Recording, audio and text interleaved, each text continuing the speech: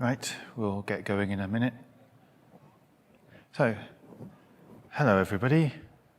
Lovely to be here. So, I'd like to thank the organisers for giving me the chance to present. So, I'll be talking about our adventure into the Big-endian RISC-V. So, do a quick introduction. So, I work for a company called Codethink. We're a consulting group specialising in open source in Manchester. We have my lovely colleague who's doing my photography for me today. He had a talk about USB-C power delivery yesterday, which is really good. For this project, we've got 4 people we've been involved with. I'm Ben, and we have also Lawrence, Rowan, and Nazar, who contributed to this presentation but couldn't be here. Very sad I have to come over here and give this presentation. So who am I? Well, I'm a senior engineer and now a fellow at Codethink. As we say, we've been long-time open source contributors. I've been working in Linux kernel and things like that for longer than I really care to think about. Because I don't like photos of myself, I've given you a couple of nice little goslings to have a look at. They're probably contemplating the enormity of how great RISC-V is. So a quick overview of what we're going to do. So what is Big-endian? Well, how does RISC-V do it? A quick software stack, so it actually implements something, going through identifying and debugging the issues, and then going to talk about future. And we have some bonus content for you people, luckily written yesterday.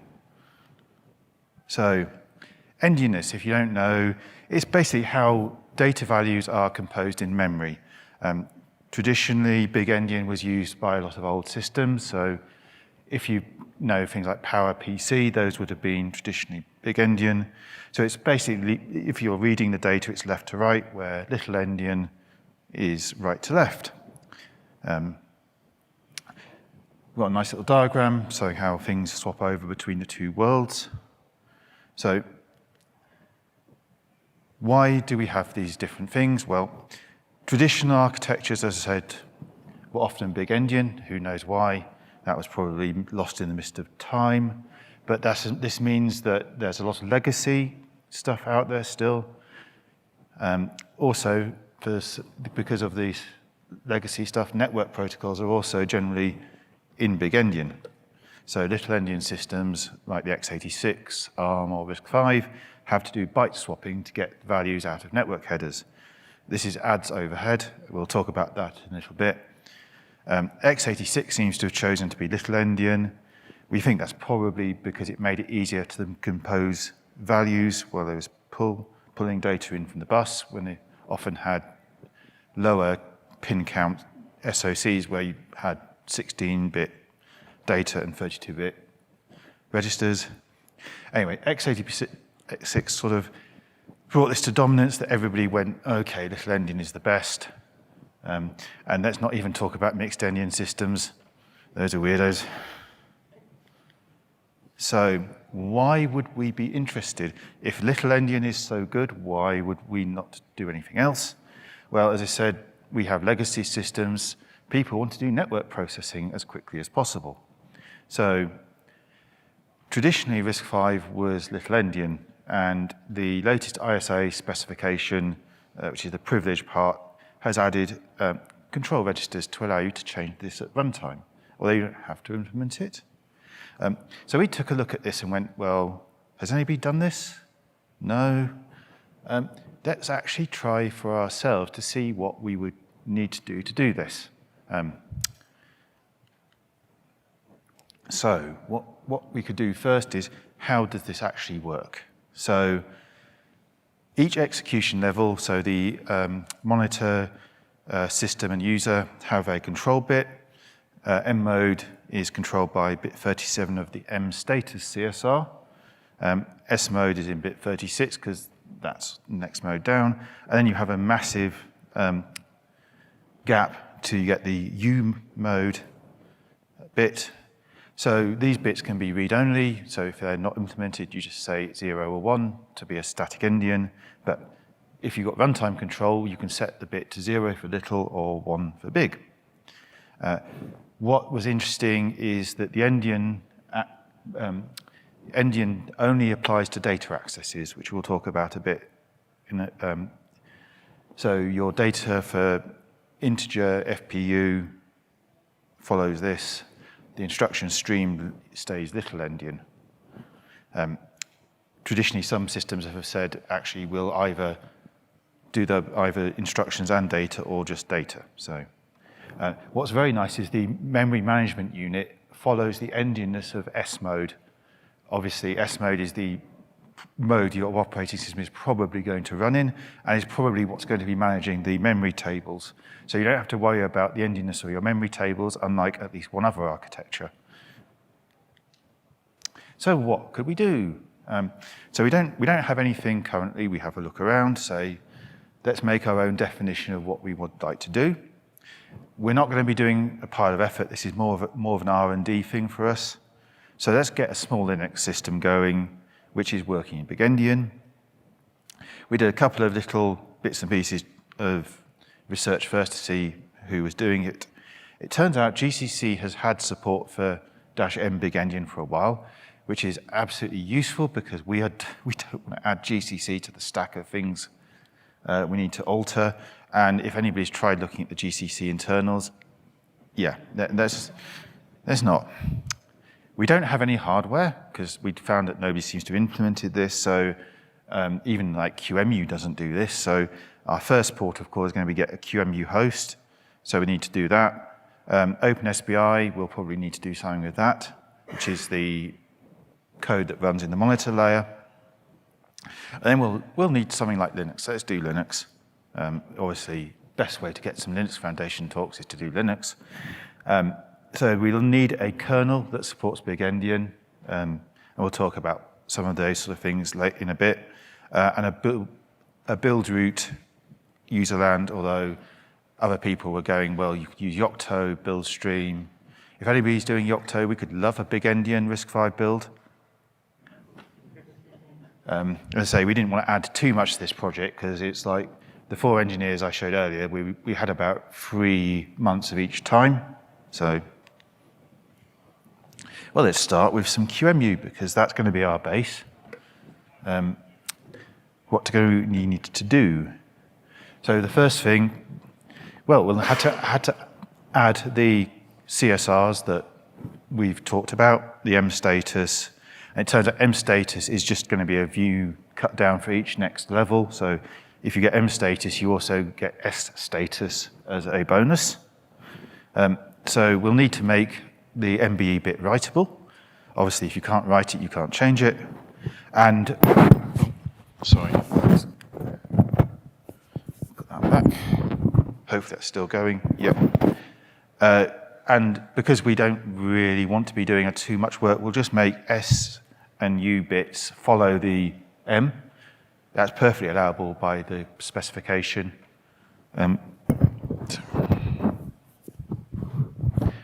So that we can then go back and later, if we want to do endianness by mode, we can come back and do that, and we did.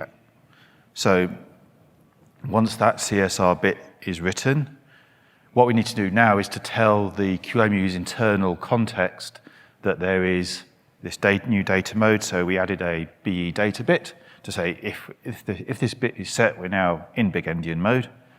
So that applies to the translation and instruction decoding that it does. Although it then also has this idea of a translation block where you also have to copy this data into to say what it's then building in the translation is doing Big-endian. So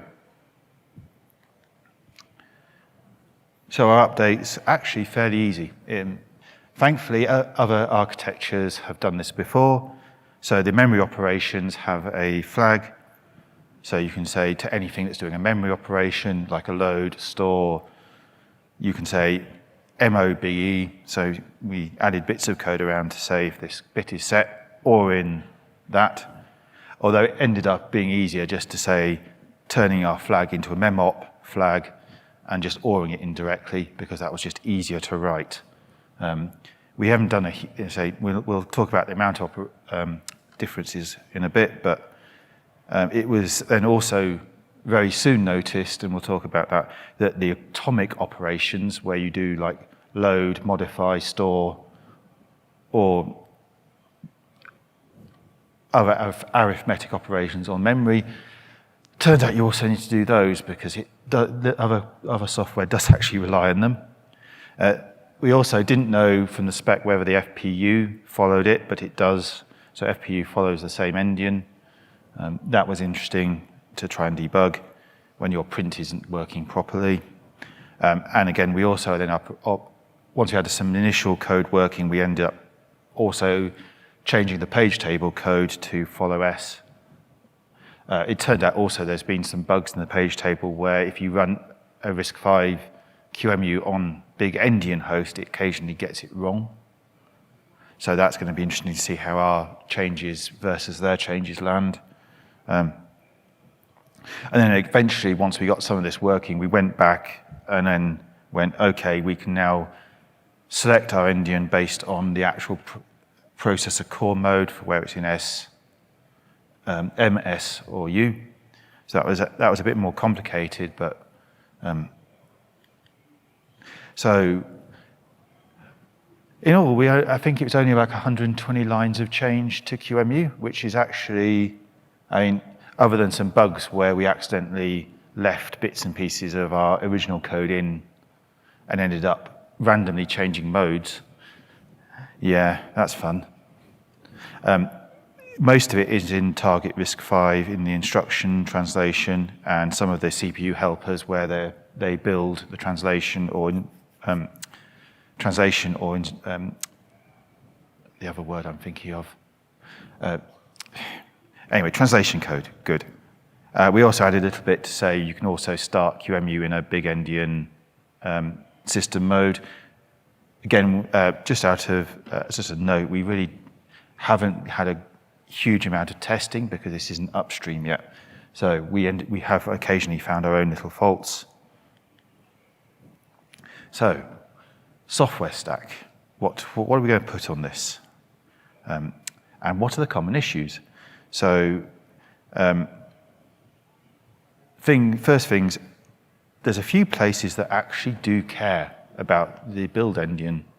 So, as pretty much everything is still currently assuming little endian, we had to go through projects like buildroot, UClibc.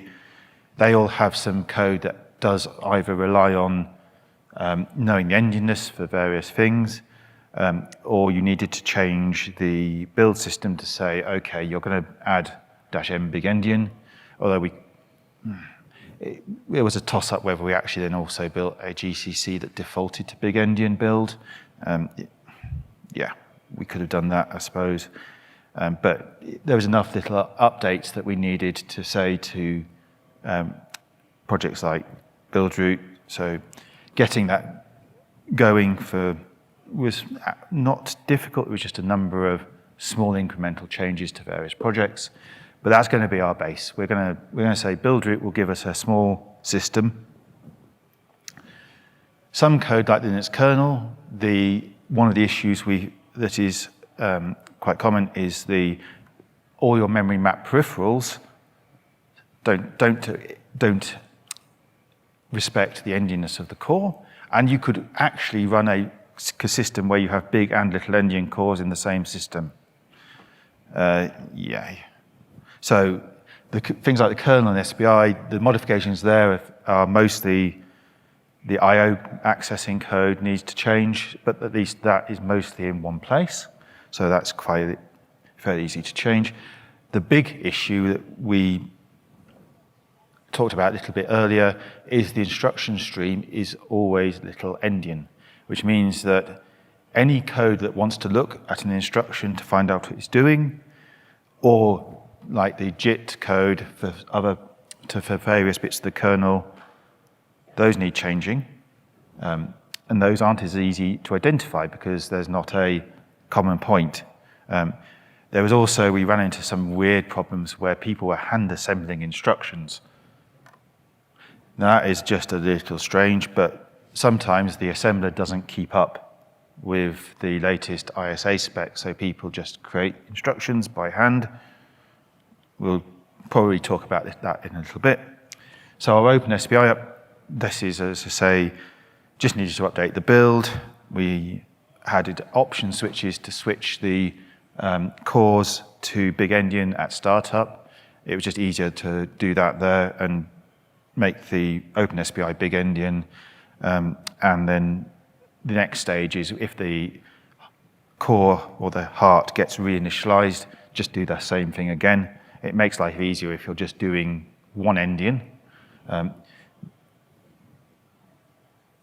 So yeah, again, we build updated the IO code, which again, at least is in one place. And then we worked out whether we actually needed to do this at all. Would it have been easier to just alter QEMU at startup to say you could just run M mode in little endian and say the software like Linux in Big-endian and give ourselves some even weirder headaches. Not that we were that sane to start with. So most of the time, actually, OpenSBI, the communication from the supervisor to monitor mode is through registers, and registers are always just the endian that the core is. It's a fixed endian. It's the data that's being swapped, not the registers. So you don't have to care about the registers when you're calling across endian. It's just the data, and most of the time, I don't know if there are any calls that take memory pointers, but so we had a quick. This is the sort of thing we were doing. Quick example of a patch we made. It's been slightly cut down for thing, but we added a config into the kconfig to say set the Big-endian bits at startup, and then a quick if-def into the startup code to say get the bit or it into the M status register. And again, also when your heart is being initialized, do the same thing there, because otherwise you can end up with other hearts in different modes. So as we said earlier, instruction stream is always little endian. So in some cases, OpenSBI was building instructions by hand. So they used the .word to create a word in memory, which is obviously going to be a bit of a problem when we move to Big-endian, because as part of the linking process, the linker will swap into the correct endian this data. So this is now not a valid instruction. However, at least modern assembler gas type things have a .insn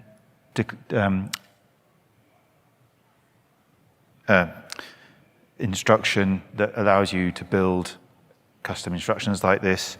And bonus points, it now marks that as an instruction and not data. So it disassembles properly as well. Some projects actually we're looking into whether we need to do that completely or whether we can just put a macro around things. So there's some build time endian checks. So things like UC-libc will check for their byte ordering. This is at least now been standardized. So there's a byte order defined by the compiler. I noted earlier we did GCC mostly. I believe that Clang also does this correctly. Whether Clang also builds Big-endian code or not is no matter. That was another thing we just left on the list of things to do. But this is showing that you can use if it's defined, you can use the byte order to say Big-endian or little endian, and then some projects have their own version of this. So this was pretty much the only change we needed to do to UC-libc to get it to work. Don't talk to us about glibc. We'll talk about that in a bit. One of the other things that you tend to find when endianness changes is if you're loading a large thing and you want bits of it, those things move around. So in this case, networking acceleration codes are the biggest problems here. Thankfully, networking has had this sorted out for many, many years, even probably pre-Linux. So in our little example here, I hope you can see it, the TCP header code has a check for the byte ordering and does the right thing for various fields. So we don't have to worry about that. But if you've got acceleration code that's going through and doing things, you will probably also have to check things here.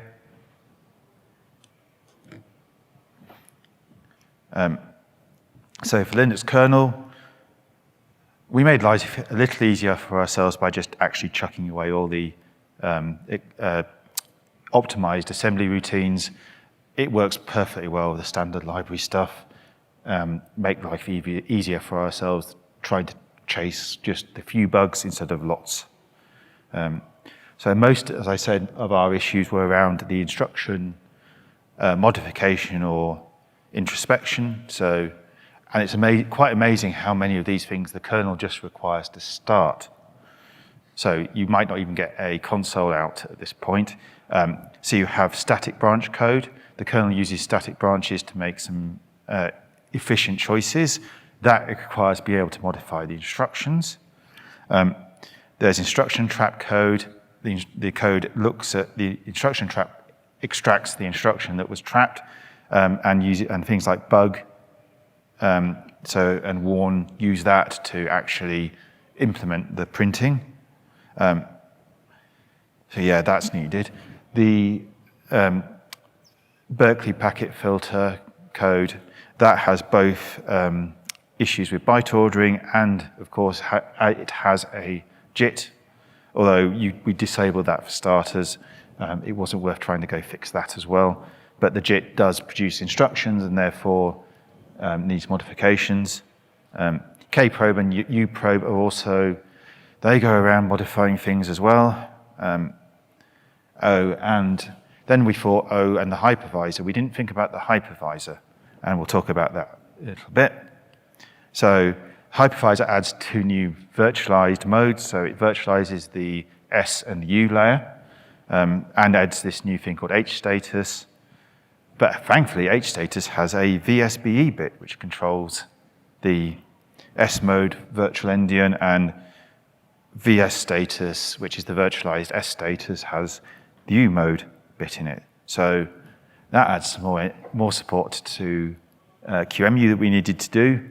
And it turns out that there's a couple of places where we had to worry about world switches and then making sure that the endiness of the worlds was then correct as they swapped. That was a little weird when you're trying to deal with mixed mode KVMs. And we updated kvmtool as a exercise to allow it to control the endian of the guest. So you didn't have to have a guest that was the same endian as your host. So you could run a little so technically you could run a little endian host and run up a Big-endian KVM. And we added an extra octal to allow you to get it. So status bits. We haven't then actually done anything about upstreaming this. We'll talk about that in a bit, about the upstreaming. We found some interesting issues with kvmtool and endian. It's not very clear whose endianness you should be communicating with your host. And it adds a lot of extra testing because, of course, you can have multiple different configurations. So that's not exactly readable, but again, our Linux changes aren't actually that big. I accidentally did this first with with our def config in it, which makes it a lot bigger. But yeah, 33 lines changed, mostly around the probes and the bits about the BPF JIT code. And I will give you a link to the project if you want to check the actual changes out. But yeah, it was interesting. So it was not an entirely difficult thing to do. It was just a lot of testing. And we'll come up to a little bit about 1 or 2 of the issues we saw during this. So I think we're doing okay for time. So our startup, we did some very quick, just very simple assembly code. I think that might be in our project. If not, we should have pushed it. But you can use GDB to connect into QEMU, so you can watch it going. Then we went for a full system. Now, it very, very quickly turns out that Linux uses atomic operations for its locks, and if locks don't work, you're going to get stuck, and you very quickly do get stuck. because of the way the locks work. So they use subbits of a word to say who's got the lock, etc. So we went back and fixed the AMO. Just a quick thing, we probably didn't talk about the actual boot stack. QEMU can load OpenSBI and then a Linux kernel, so we don't have to worry about things like U-boot. We just have a SBI kernel into memory. QEMU will start OpenSBI for you, and then that will go into the kernel, and that boot flow is fairly good. And you provide a set peripherals in QEMU for your Linux kernel to go through. So one of the first things we found that was difficult to do, because the spin lock was easy to look at because you could see where it was stuck and you could see why it was stuck. The code was you could see the register values. But one of the early things the kernel does before it gets to user land is do an unaligned access test, because apparently some systems are not efficient, it's easier to emulate. So the kernel probes that. Although you can turn it off in the config, we thought, let's dive into this. So the Y, I don't know if you can actually see, I pasted some of the oops we got. So it's basically, we knew where it was. So let's have we could have turned it off, but let's go and debug this instead, because really, really weird. And looking at it, the disassembly at the bottom, the green bit is a store double into a offset of S0 register, but that code looks okay. S0, if you didn't know, is the RISC-V RV64's stack frame pointer. So why on earth would this be a problem? Because the stack frame should have been managed by the compiler. Do we have a compiler issue here? The value in S0 looks mostly okay, but if you go and use GDB to read it, S0 -128 is not actually a valid kernel memory page. It hasn't been mapped, but the actual S0 is. So what we could do next, well, you could run the code single-stepped. You could disassemble it. So I'm more of the let's go and have a look at the actual code kind of person. And we know that this code should have worked either endianness, because it's not talking to peripherals. It's not really doing anything that should be changing that much. So quick disassembly of the function, and we've shown this below. Same. So left is little endian, right is big endian, but we're getting a different disassembly here. So on the left side,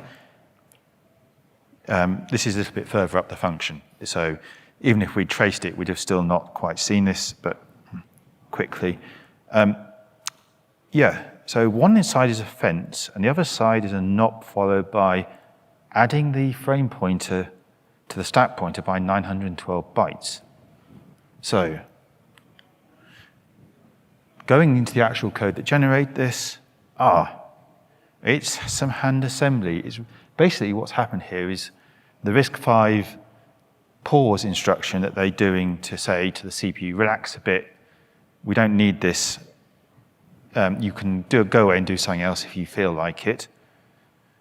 He's doing this sort of funny div thing, and then this pause. So the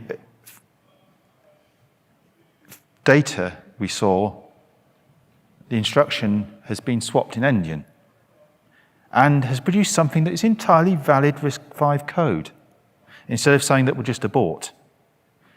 It is stunningly actually workable code. But anyway, the fix for this was to go and fix the RISC-V pause, and we got a working system out of it. So we're going to talk a little bit about sort of future stuff. Let's say when we started, there was nobody doing this. So we have a kernel, we have some very simple user land, which we haven't tested everything because we'll talk about a little bit about the issues. So, but future work, we found that while doing this, the ZBB extension has a byte reversal function. Why on earth do we not use this? So newer GCCs can, if you allow them to, use this to do byte swapping. So it can endian swap. Modern cores pretty much all have this extension. Why isn't anybody using this? Well, let's put a patch into the kernel to do this. And as I was writing it, I went, oh, somebody's just done this and submitted it this morning that I started it. Great work, people. Great minds think alike.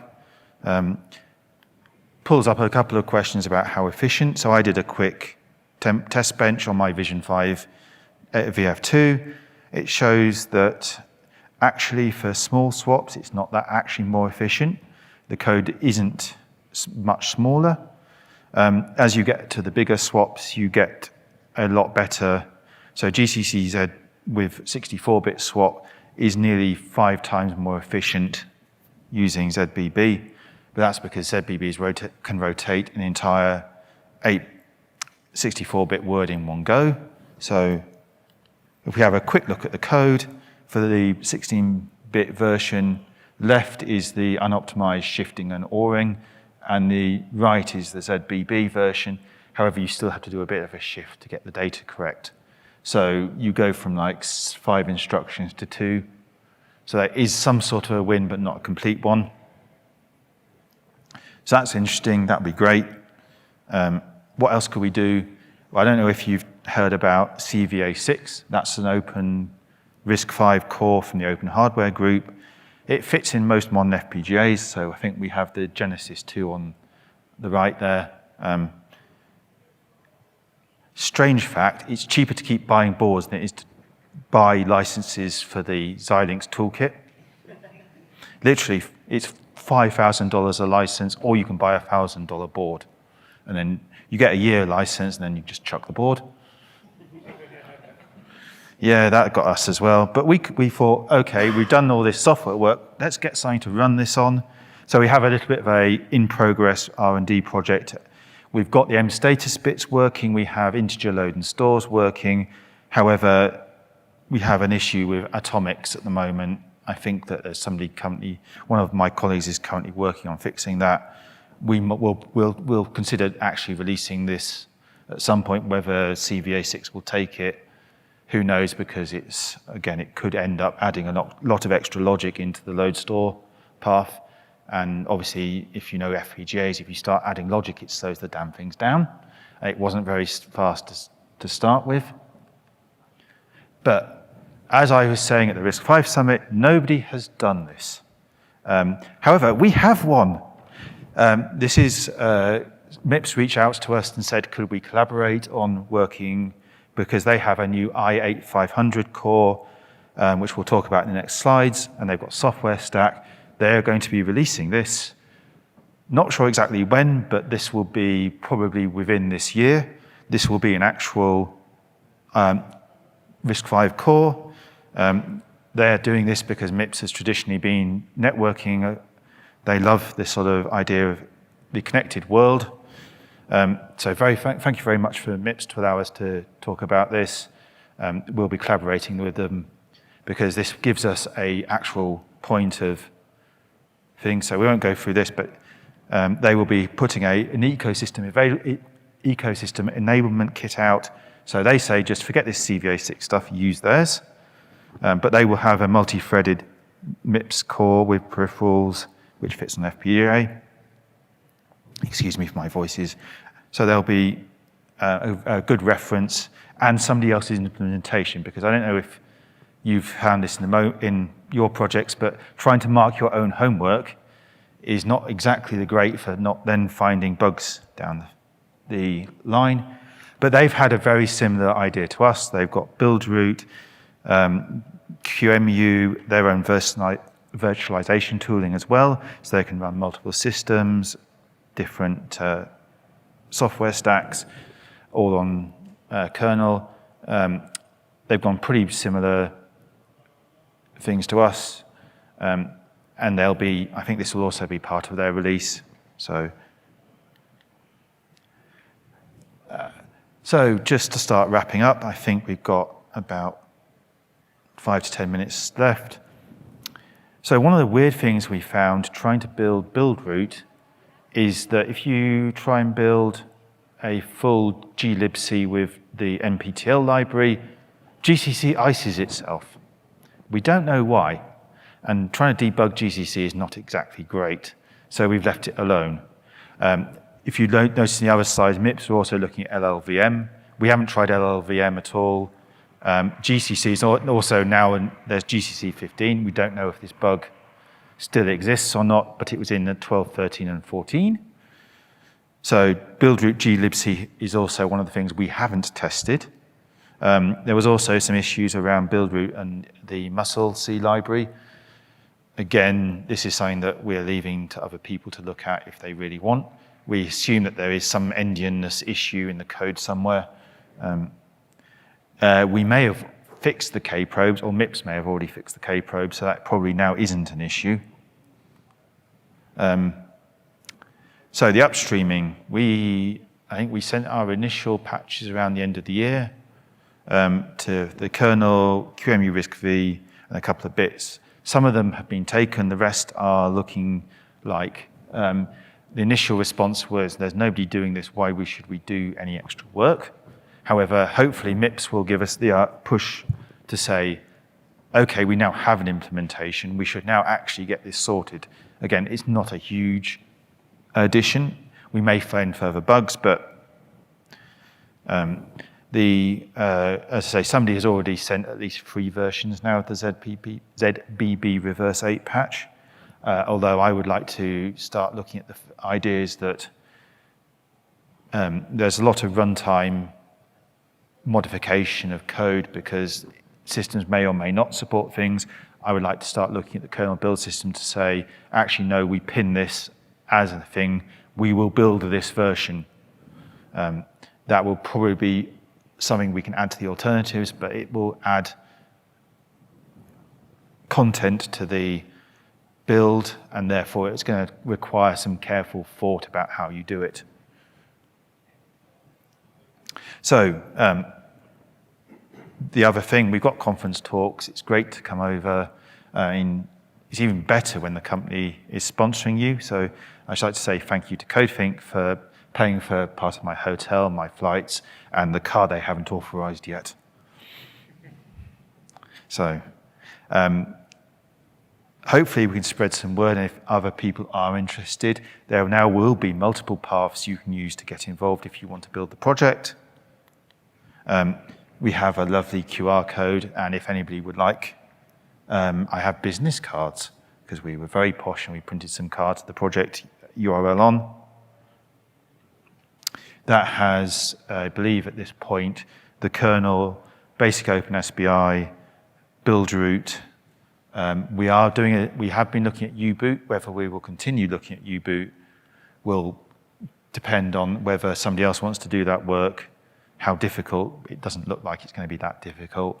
And we'll need U-boot for the CVA6 port, because where QEMU will quite happily just pull your SBI and kernel from a file, the CVA6 boot flow has initial bootloader, then it loads U-boot. U-boot then pulls a kernel and possibly an init RD from SD card, so that'll need looking at.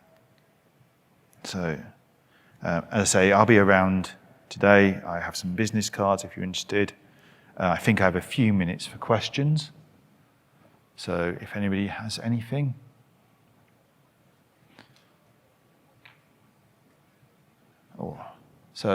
Well, thank you. Hopefully you may have found something interesting from this.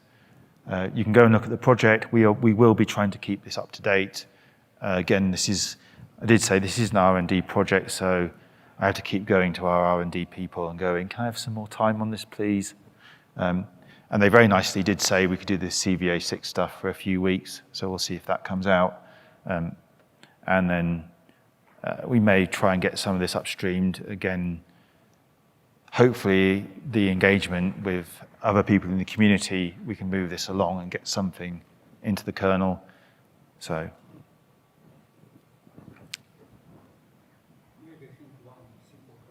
Yeah. What's the practical application? So, okay, the question is about the practical application.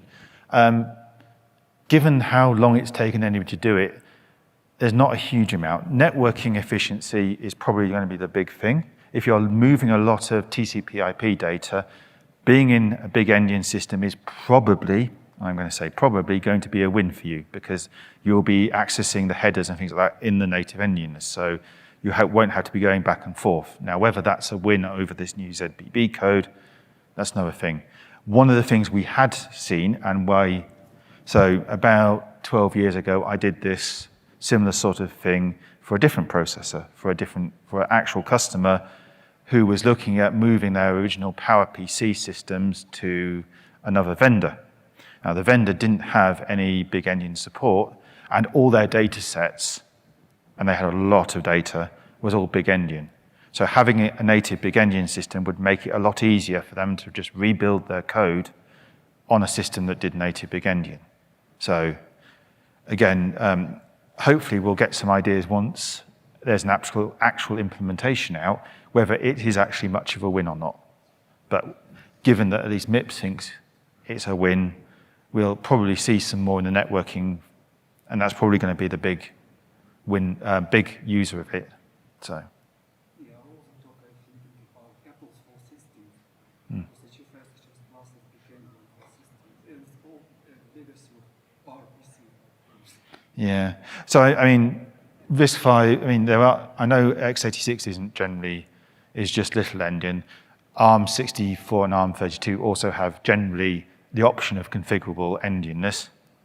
So again, it's up to the implement of the system whether it actually gets done, because it's not necessary as part of the standard.